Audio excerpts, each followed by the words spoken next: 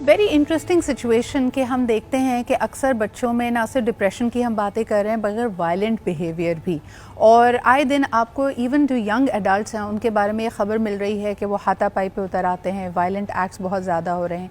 कहीं ना कहीं इसका जो ताना बाना है वो हम उनकी ओवर स्टिमुलेटेड ब्रेन को कहते हैं।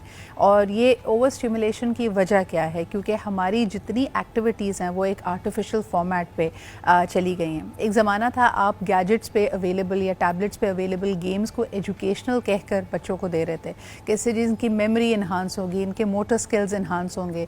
लेकिन आज आपके पास बड़ा क्लियर एविडेंस मौजूद है कि बच्चों का बढ़ता हुआ स्क्रीन टाइम, चाहे वो टेलीविज़न की स्क्रीन हो, टैबलेट की स्क्रीन हो, मोबाइल की स्क्रीन हो, उनके रवैये और उनकी सेहत दोनों पे मनफी असरात मुरतब कर रहा है। आइए ज़रा इसका बगौर जायज़ा लेते हैं, ज़रा इसकी डेप्थ में जाते हैं। हमारे साथ मौजूद हैं doctor Ibrahim Yusuf, he is a consultant paediatrician. सिर्फ हेल्थ की ही बात नहीं, लेकिन आपका जो मेंटल हेल्थ है उस पर क्या इसका इम्पैक्ट होता है, आपके बिहेवियर, आपकी पर्सनैलिटी पे क्या इम्पैक्ट होता है गैजेट टाइम का। आइए ज़रा इस पर बात करते हैं। अस्सलाम वालेकुम। वालेकुम सलाम। बहुत बहुत शुक्रिया doctor Ibrahim for making time for us. बच्चों को ख़ास तौर पे बिज़ी रखने के लिए आजकल हम देखते हैं कि बच्चा खाना खाने के वक्त भी उसको गैजेट दे दिया जाता है। बच्चा आके कहता है मैं बोर हो रहा हूँ, या आप उससे झुंझला जाते हैं तब आप उसको स्क्रीन दे देते हैं। What does it tell the child and how is it affecting his health? पहले ज़रा फिज़िकल हेल्थ की बात कर लेते हैं। फिज़िकल हेल्थ और मेंटली और एजुकेशनली, इसमें माइलस्टोन्स सारी चारों पांचों चीज़ें जो हैं वो सारी डिस्टर्ब होती हैं।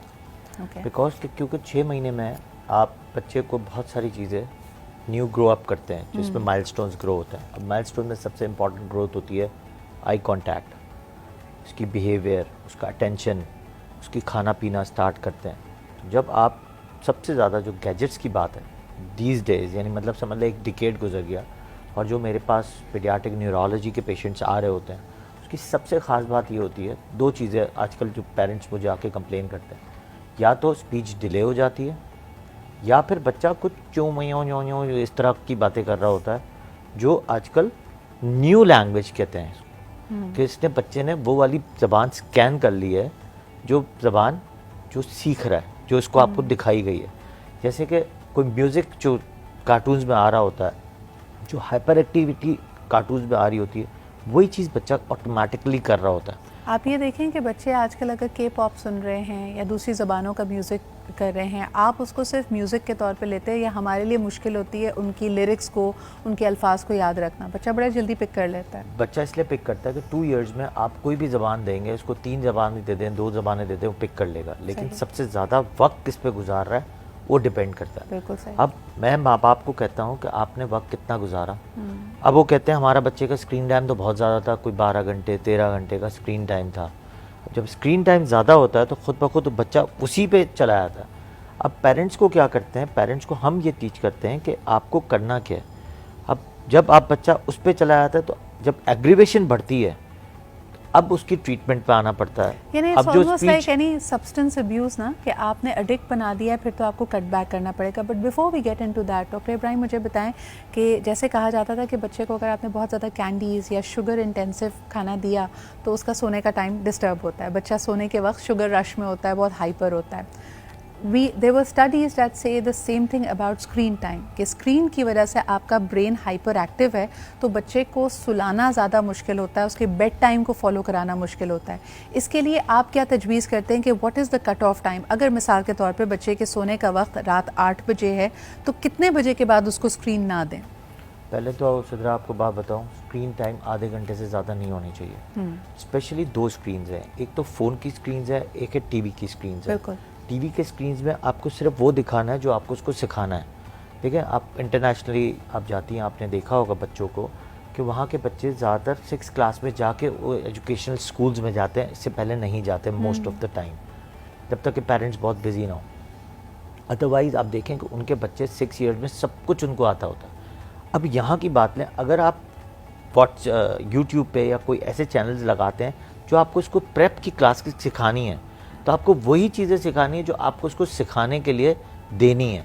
आपको वो चीज़ें नहीं देनी जो उसको हाइपर एक्टिव करें, उसको उसकी ज़बान को, स्पीच को डिले कर दें या लैंग्वेज बैरियर्स में ले आए या दूसरी कोई ज़बान सीख ले। आपको वही चीज़ सिखानी है जो सिखानी है। बिल्कुल सही। दूसरा स्क्रीन टाइम, जो गैजेट्स वाला स्क्रीन टाइम, वो आपको हाइपर एक्टिविटी करता है। اس کی ریز آپ کے دماغ میں جاتی ہیں, آپ کی ایک تو آئیز خراب کرتی ہیں, ہیئرنگ پہ بہت بڑا افیکٹ آتا ہے, دوسرا مینٹلی آپ ڈسٹارٹ ہو جاتے ہیں جس کو کہتے ہیں ویژول آٹزم. آپ کا بچہ اٹینشن ڈیفیسٹ ہو جاتا ہے. Because there so many things. جیسے آپ ایک چھوٹی سی مثال کے طور پہ اگر آپ کو بتاؤں, اگر آپ بچے کو کتاب پڑھنا سکھا رہے ہیں یا وہ پینٹنگ کر رہا ہے تو وہ جس چیز کے اوپر فوکسڈ ہے دیٹس منیمل.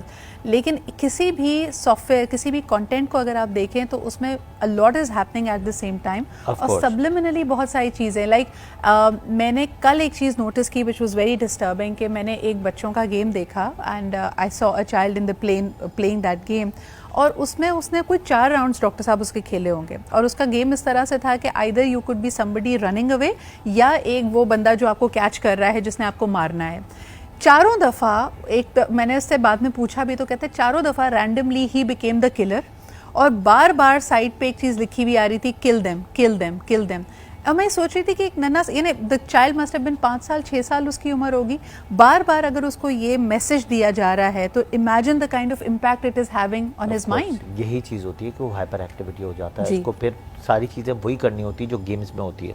اب وہ ہائپر ایکٹیویٹی ہو رہی ہوتی ہے. اب کئی دفعہ ہمارے پاس جو پیشنٹس آ رہے ہیں نا اسپیچ ڈیلے کے ساتھ یا اس طرح کی چیزیں, اب ہم دیکھتے ہیں کہ یار فون میں بالکل گھسا ہوا ہے, جب فون سے باہر نکل رہا ہے تو اس کو دنیا میں صرف لگ رہا ہے کہ میں توڑ پھوڑ کروں یا میں صرف اچھلوں کودوں توڑوں پھوڑوں ماروں کسی کو, اس طرح اس نے آئیڈیلائز کر لیا. آف کورس اب اس میں ہمیں یہ نہیں پتہ چلتا کہ یہ گیجٹس ایسوسیٹڈ سنڈروم ہے, ویژول آٹزم ہے یا ADHD ہے.